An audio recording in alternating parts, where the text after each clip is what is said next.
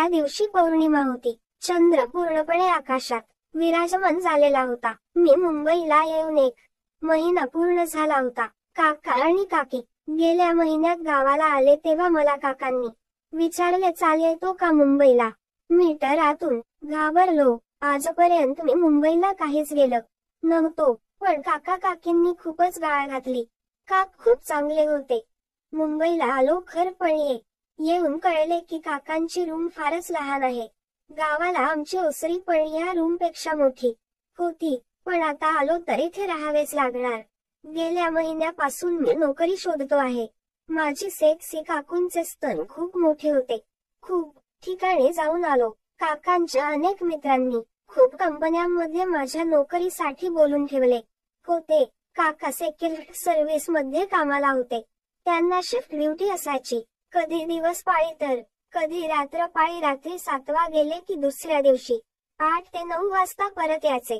काकी घराचे सगळे काम करायची. मीही तिला मदत करायचो. बड्या आणि चिमू दोघे दुपारी शाळेत जायचे. रूम लहान होती आणि रूमच्या कोपऱ्यात एक मोरीवजा बाथरूम होते. हातपाय धुणे, आंघोळ वगैरे सगळे तिथेच करायचे. मला गावाला असल्यापासून लवकर उठायची सवय होती, पण इथे लोक 7 ते 8 नंतरच उठायचे.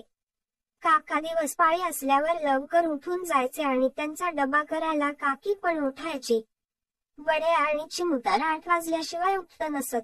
काकी घरात साडीच नेसायची. त्यावर वर ब्लाउज असायचा, पण साडी आणि ब्लाउज साध्याच कपड्यांचे असायचे.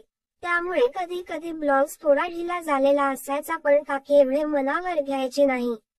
पदर पण सरकलेला असायचा. तिचे स्तन तेवढे मोठे नव्हते म्हणून चालून जायचे. पण कधी काम वगैरे करताना जेव्हा काकी वाकायची तेव्हा मला कसे तरीच व्हायचे, कारण ब्लाउज लूज असल्यामुळे पूर्ण दोन्ही स्तन लटकायचे आणि त्यांचे दर्शन व्हायचे. मला आता कुठे जाणीव व्हायला लागली होती आणि मी गावाला असल्यापासून शॉर्ट पॅन्ट घालायचो. तीच येही घालत होतो. त्यामुळे असले दृश्य पाहून माझा ताठ व्हायला लागायचा. मला खूप भीती वाटायची, पण काकीला हे कळायचे नाही बहुतेक. ती कधी काही बोलली नाही. ती कामाच्या व्यापात असल्यामुळे तिचे लक्ष नसेल कदाचित. कधी कधी कपडे धुताना काकी साडी भिजू नये म्हणून भर बांधायची. त्यावेळी तिच्या वरपर्यंत मंड्यांचे दर्शन व्हायचे. तशी ती काळी सावळीच होती, पण का कुणास ठाऊक तिच्या नजरेत एक प्रकारचे आकर्षण होते. केस जास्त लांब नव्हते, पण कमरेपर्यंत होते. अंगकाठी बारीक आणि सडपातळ होती. त्यामुळे उरोज छोटे असूनही मोठे भासायचे. मी हळूहळू मुंबईत रुळू लागलो. घराच्या बाहेर पडू लागलो. बाजूच्या वाडीतील राजू बरोबर मैत्री झाली. तो मुंबईचाच होता. शाळा 10वी नंतर सोडून आता कमला जात होता. एक दिवस आड तरी आमची भेट व्हायची. संध्याकाळी रोडच्या पलीकडे बसून आम्ही गप्पा मारायचो. तो फार वात्रट होता. मला डायरेक्ट विचारायचा की काकीचे बॉल बघतो की नाही. मला कसे तरी वाटायचे, पण नंतर त्याचे प्रश्न डोक्यात राहू लागले.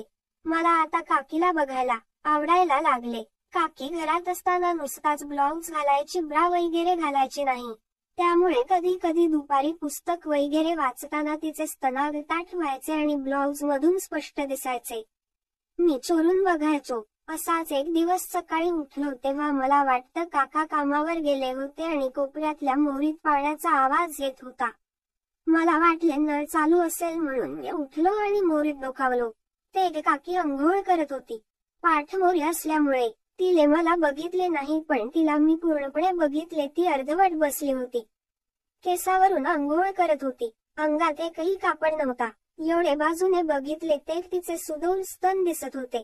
मी पटकन भिंती आड लपलो, पण काकीला नागडे बघण्याची इच्छा स्वस्थ बसू देईना. हळूच डोकावून बघत होतो. तिचे वक्ष अतिशय मादक होते. वाटले होते तेवढे बारीक ते मुळीच नव्हते. पोटावरची त्वचा अतिशय पातळ होती आणि सतेज सावळी होती. आता अंघोळ आटपाट आली होती, पण माझ्या तोंडाला पाणी सुटले होते. राजूच्या एक एक गोष्टी आठवत होत्या. त्याने माझ्या ज्ञानात भलतीच भर घातली होती. म्हणून मी काकीचे खालचे अंग पाहायचाच प्रयत्न करत होतो. तिचे उरोज एवढे मस्त वाटत होते की लगेच जाऊन त्यांना अलगद कुरवाळावे. काळभोर इरोला अत्यंत मादक दिसत होता आणि त्याहून तिची टपोरी स्तनागर.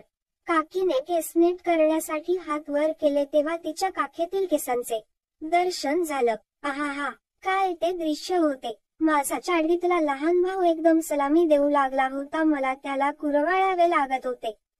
मी जे उभा होतो तिथून मला फक्त काकीच्या अंगाचा वरचाच भाग दिसत होता. त्यामुळे मी चरफडत होतो. आता काकीने टॉवेल घेतला आणि ती अंग पुसायला लागली. कोणत्याही क्षणी ती बाहेर येईल आणि मला पकडेल म्हणून मी सावध झालं. हळूच अंथरुणात जाऊन झोपलो. पण माझा चड्डीतला बाबू अजून शांत होत नव्हता. काकीने वाकून बघितले, सर्व झोपले आहेत याची खात्री करून ती बाहेर आली आणि परकर घालून साडी नेसली, ब्लाउज घातला, देवाला नमस्कार केला आणि आम्हाला उठवू लागली. मी जागा असूनही ताबडतोब उठलो नाही, कारण माझा बाबू अजून जागाच होता. मी पोटावर झोपून हळूहळू त्याला घासू लागलो आणि एवढ्याच वेळात चड्डीत सुटलो. आता माझी काकीकडे बघण्याची नजर बदलली होती. कधी चान्स मिळाल्यावर मला मुद्दाम तिच्या अंगाला स्पर्श करायची जणू सवय जडली. तिचा स्पर्श झाला की वेळ लागायचे. अंगात एक वेगळीच चमक उठायची. असं वाटायचे की लगेच तिला मिठीत घेऊन चुंबनाचा वर्षाव करावा तिच्यावर. तिचे बाळ हातात घेऊन मस्त चोळून काढावे, तिची स्तनाग्रे उघडी करून मनसोक्त चोखावी. तशी स्वप्न पण पडायची आणि कधी कधी चड्डीत गळायला लागला. त्यात राजू आणखी भर घालायचा. तो एक आयडिया देऊ लागला. म्हणायचं झोपेत पाय टाकायचा तिच्या पायावर आणि मस्त हात फिरवायचा बॉलवरून.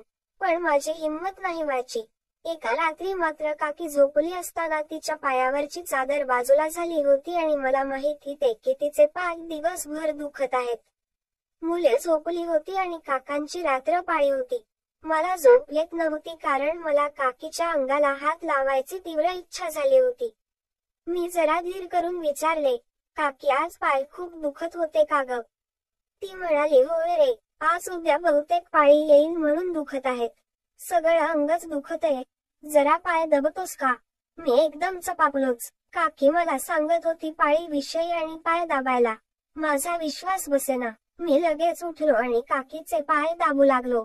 ती पाठीवर झोपली होती, साडी गुडघ्यापर्यंत वेळ घेऊन. मी पाय दाबताना गुडघ्यापर्यंत येऊन पुन्हा खाली असे दाबत होतो. तिच्या स्पर्शाने चांगलाच तापलो होतो. हात येरत होते. चड्डीमध्ये बाबूराव ताठला होता. काकी डोळे मिटून पडली होती आणि अनिमिष नेत्रांनी मी तिला न्याहाळत होतो.